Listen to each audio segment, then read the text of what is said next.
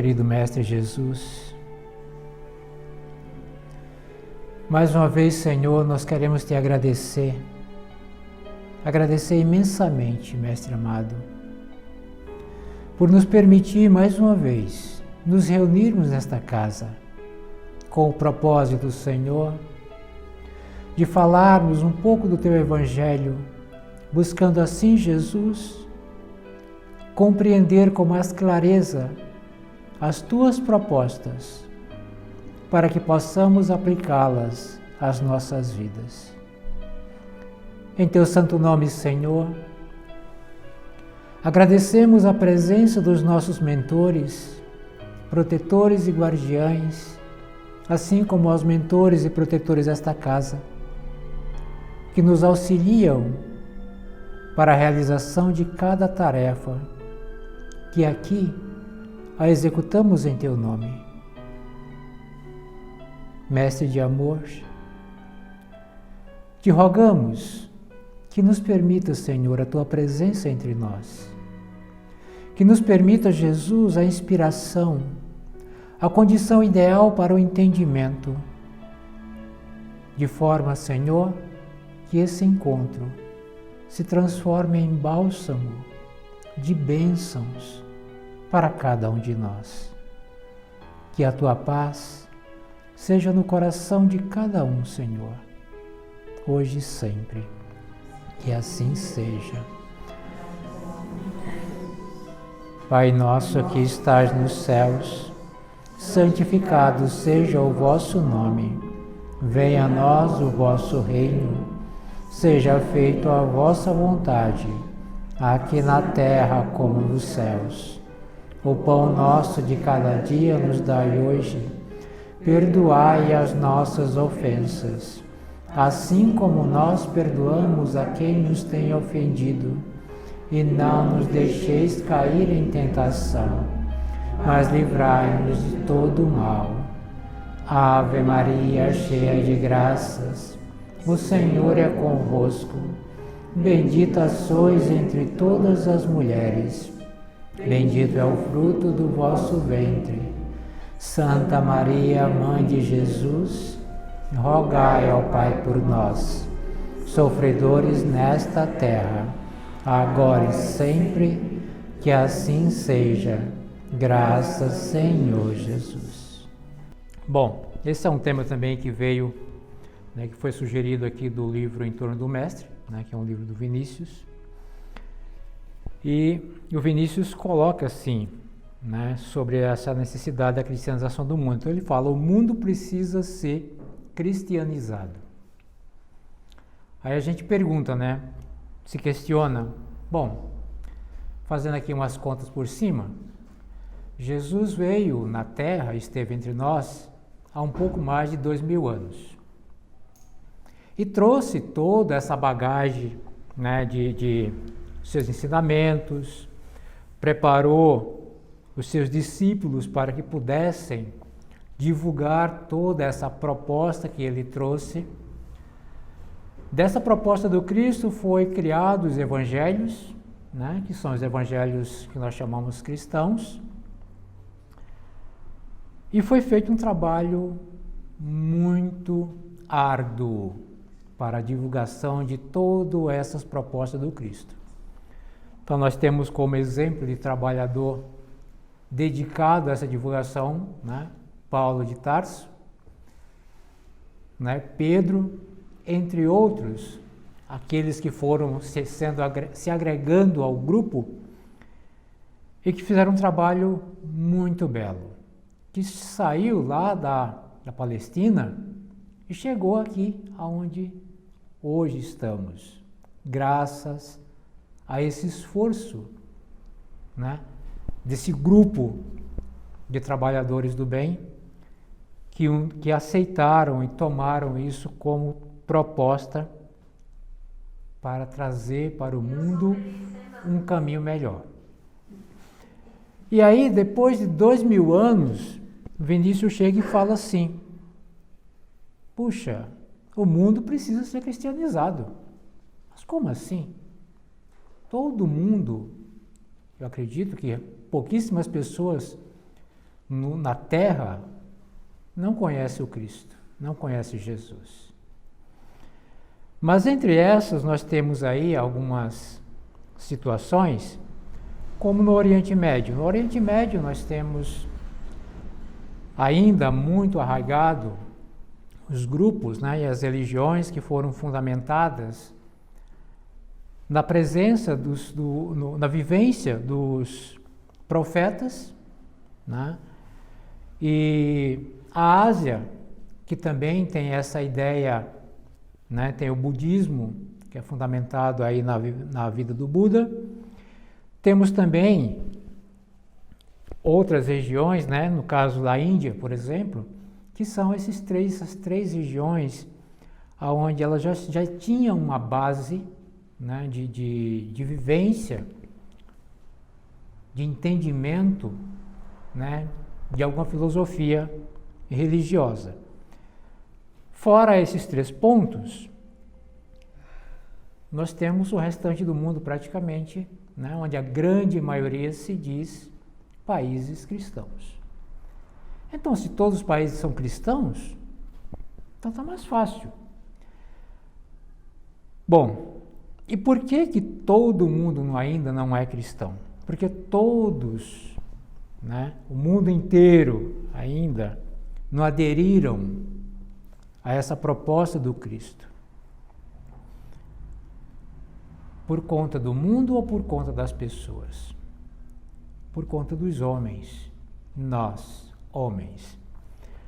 Lá, bem antes da vinda do Cristo, nós já tínhamos uma proposta, as pessoas já tinham uma proposta de vida que era sempre baseada nas experiências materiais.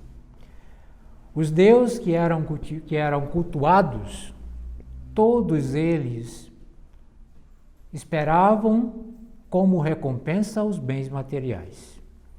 Não se tinha uma esperança, uma ideia de trabalhar em construção de um futuro que não fosse material. Então, os filhos dessas pessoas eram preparados para uma vida material abundante. Então, todos eles eram tratados, aqueles que podiam naturalmente, porque os filhos dos pobres, né, os considerados pobres, não tinham essas opções, eram os serviçais. Mas os filhos das famílias que tinham condições eram todos preparados para que pudesse ser alguém, entre aspas, materialmente abastado. E isso foi se transmitindo de famílias a famílias, de eras em eras, e ainda hoje, na atualidade, qual é o reflexo que isso tudo ainda causa na nossa vida atual? Atualmente, não é novidade para nenhum de nós, quando temos os nossos filhos, quais são as nossas propostas? Prepará-los para que eles sejam bem-sucedidos. Esse é o sonho dos pais, que os seus filhos sejam bem-sucedidos na sua vida. E esse bem-sucedido é sempre um olhar para a vida material, né? É sempre buscando preparar esta criatura para que ele consiga adquirir as habilidades necessárias para ganhar muito dinheiro e, se possível, acumular recursos materiais. E quando isso acontece, então, se diz que a criatura é bem-sucedida na vida. Bom, dado essa situação, os nossos filhos, as crianças, elas vão crescendo e quando chega a sua idade de adulta, elas vão para a vida. Vão para o mercado de trabalho ou vão administrar os seus bens ou as empresas, enfim, aquilo que está ao seu alcance, ao seu poder. Levando sempre como base essa necessidade de ser bem-sucedido, de obter sucesso naquilo que faz. Mas esse sucesso, ele é comum a todas as criaturas? Nem sempre. Depende muito do ponto de vista. Mas nós temos aqueles que eles querem adquirir, conseguir esse sucesso a qualquer custo. Não importa o que esteja na frente. Se alguém estiver no seu caminho, ele passa por cima. São aqueles que nós denominamos, os tratores nas empresas, que eles atropelam quem estiver por cima, quem estiver na sua frente, para conseguir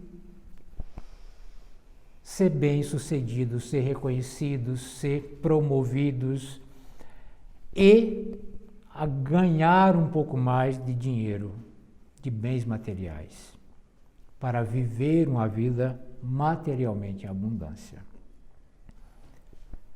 Ao desenvolvimento dessas criaturas, que elas chegam, que têm a possibilidade de chegar a cargos de lideranças globais, ou nos seus países, como o governo, por exemplo, nós encontramos sempre pessoas que lá estão imbuídas de uma ganância assustadora, aonde tudo faz visando sempre o benefício próprio. Base de recurso de conhecimento que foram trazidos desde lá dos nossos antepassados. As heranças que vieram lá do passado. Essa tendência, essa busca natural, entre aspas, de ter grandes recursos materiais.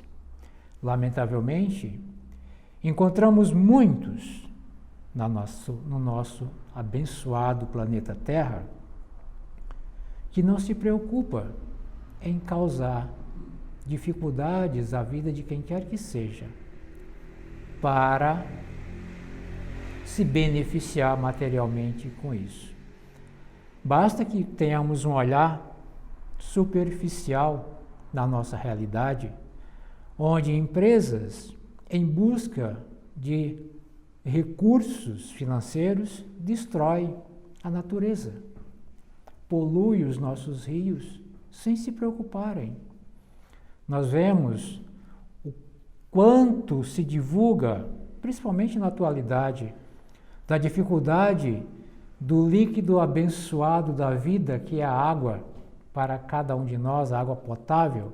No entanto, existem inúmeras empresas que tudo faz para tentar buscar recursos, no caso, por exemplo, do garimpo, nos rios, poluindo muita quantidade de água que poderia ser potável, que poderia ser usada com outros propósitos para o bem comum. Outras empresas vão lá e destroem a natureza também, com a questão do desmatamento, visando apenas lucros materiais. Recentemente, agora com essa questão de pandemia, o quanto foi divulgado de empresas que procuraram, ou de pessoas que procuraram se beneficiar financeiramente em função do próprio vírus.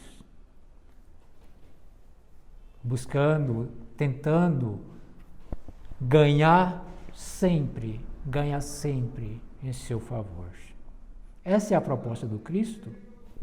Não, Jesus não trouxe essa proposta. Então, para que possamos ter um mundo melhor, nós precisamos consertar. Mas consertar quem? Consertar o homem. Só consertando o homem, nós vamos conseguir consertar o mundo. Porque o mundo vive em desarmonia com base na dificuldade de compreensão com a proposta do bem do homem. Então, esse entendimento de que a vida material é o centro de tudo e que tudo se deve fazer para se beneficiar materialmente é muito delicado. Nós vemos hoje, a mídia, mais recentemente, trazendo muitas informações dolorosas com relação a essa dificuldade no Afeganistão, né? Onde se busca o poder através da força. Olhando isso já no século XXI, aonde se fala muito de comunicação, aonde se fala muito de entendimento pela comunicação, aonde se divulga bastante a possibilidade, os recursos que existem entre as propostas de paz, os tratados de paz, e mesmo assim ainda tem aqueles que utilizam da força bruta para tomar poder, em busca de poder. Jesus não trouxe nenhuma proposta nesse sentido. Pelo contrário, a proposta do Cristo era combater tudo isso. A proposta do Cristo era a proposta do amor, né? E aí, nós temos, por exemplo, aqui, no Evangelho segundo o Espiritismo, um trechinho curto, a lei do amor, onde Lázaro diz assim: o amor é o sentimento que acima de tudo resume, de forma completa, a doutrina de Jesus. Então, sendo o sentimento, ou seja, sendo o amor, a proposta do Cristo, então o que é ser cristão? Né? O Vinícius diz assim: o cristianismo é a doutrina da moralização dos hábitos e dos costumes. Não é uma seita, nem um partido. E ele diz assim: o código de moral que abrange o direito de todos. E fala: tudo o que moraliza, tudo o que dignifica, tudo o que eleva, tudo o que enobrece, tudo o que beneficia, tudo o que espiritualiza é obra do cristianismo, da cristianização. O cristianismo é a doutrina que se interessa diretamente pelo bem coletivo, pelas necessidades do povo. Se essa é a proposta, então esses cenários que nós comentamos agora há pouco estão completamente fora desta proposta do Cristo, que é a proposta do amor, que é o bem coletivo, que é o bem para todos. Nós temos no nosso planeta vários países. Louvado seja Deus que já existe interesse, ainda poucos, em pequenos grupos, que já lutam pela harmonia do nosso planeta, que já brigam para que consiga se manter as nossas reservas florestais, que já se mobilizam para auxiliar as pessoas quando em necessidades, nas questões de desastres. Já se existe muitos sentimentos nesse sentido.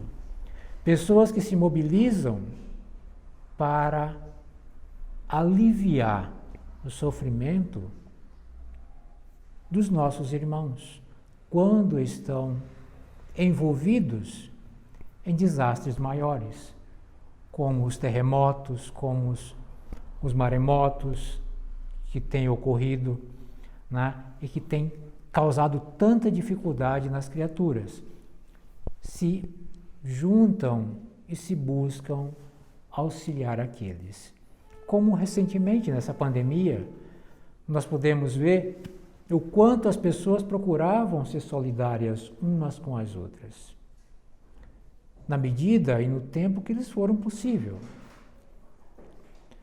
Mas isso já é um início, isso já é uma pequena amostra da possibilidade que existe em nós, de podermos aderir com maior interesse a essa proposta do Cristo.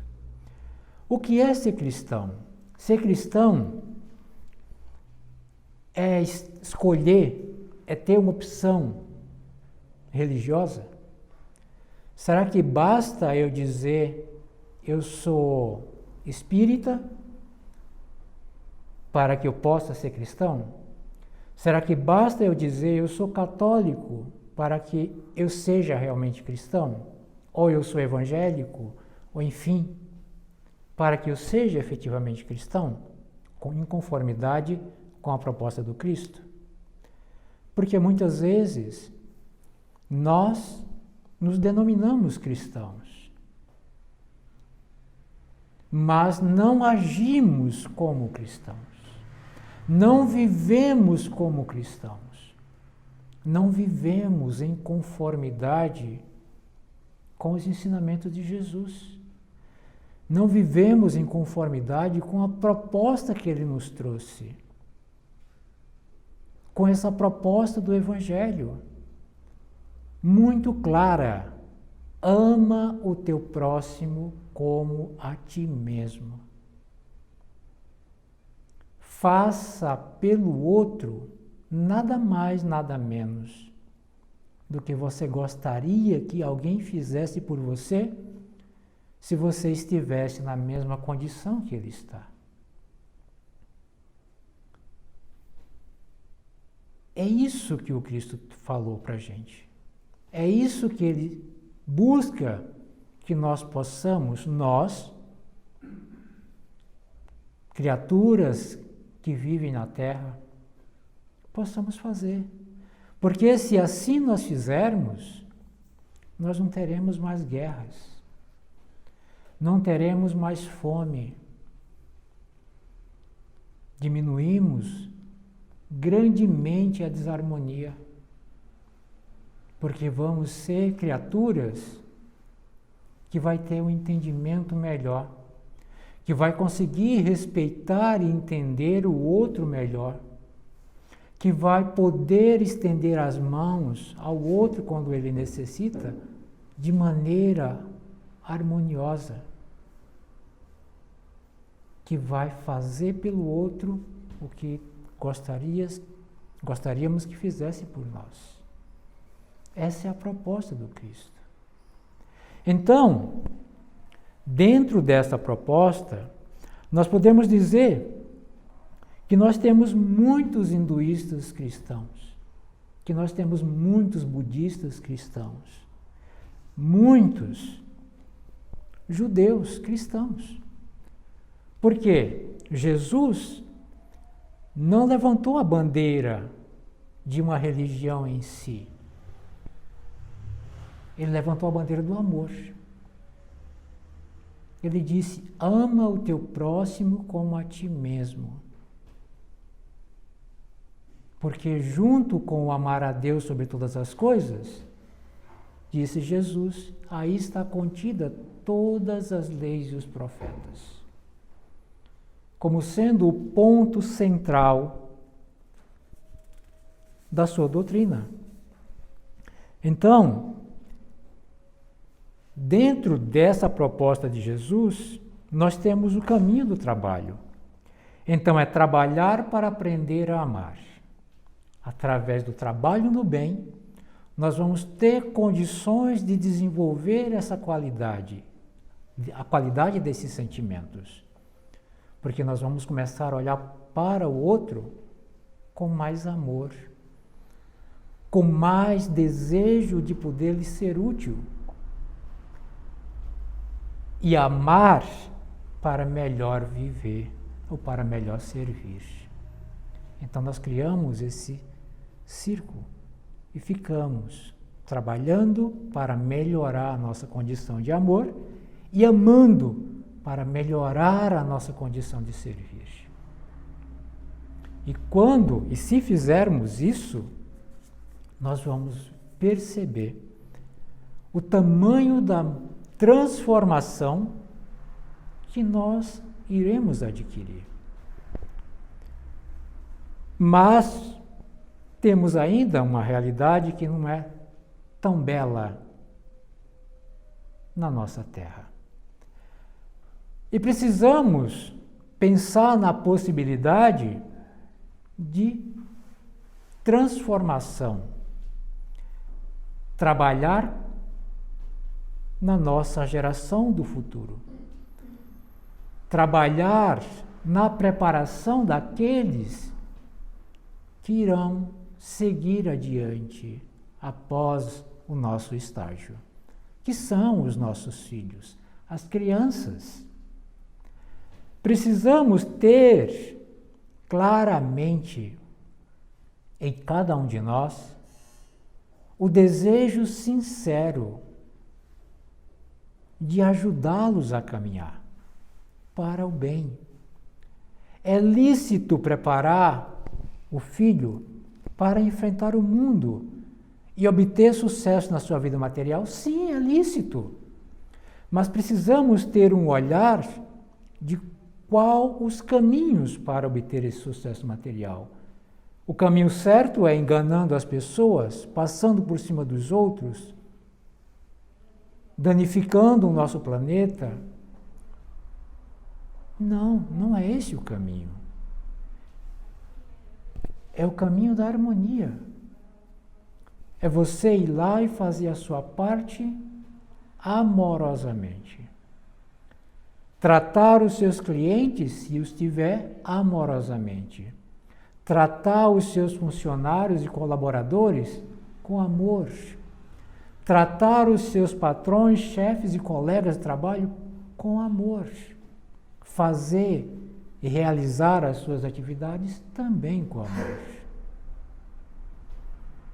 Nós vamos criando uma postura que levará esta criatura à condição de um homem de bem. Certamente, como faremos isso? Basta pegarmos o Evangelho e ler para eles? Basta dar a ele o nosso ponto de vista em palavras? Não. É necessário que seja ensinado por intermédio do exemplo. Faço o que eu faço o que eu falo e não o que eu faço, isso não existe mais. Nós já sabemos. Mesmo tratando-se da vida material. Imagine da vida espiritual. Nós precisamos aprender a exemplificar. Tratando com amor aquelas sementes que poderão no futuro dar frutos maravilhosos. Quantos nós encontramos no caminho reclamando dos governos, dos líderes, etc. E qual o nosso empenho a preparar esses líderes para o futuro? Talvez os nossos filhos no futuro sejam esses que hoje estão lá. E qual a condição que eles estarão lá, se nós não tivermos o olhar de permitir que eles tenham a convivência com essas propostas de Jesus?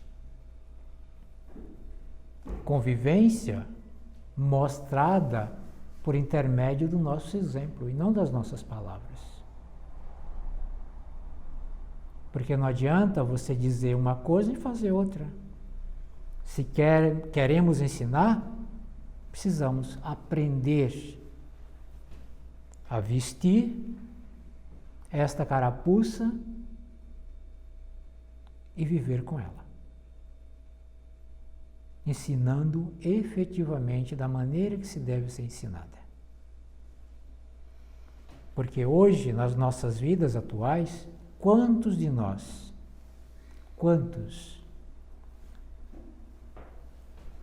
não repete experiências que nós aprendemos com os nossos pais há muitos anos atrás? Não carregamos conosco essas experiências, boas ou não tão boas, porque nós aprendemos com eles. Cabe a nós levar aos nossos filhos as experiências de amor, amor pelo nosso próximo, amor pela vida. Se assim fizermos, poderemos certamente, quem sabe daqui mais 2000 anos, termos um mundo cristianizado.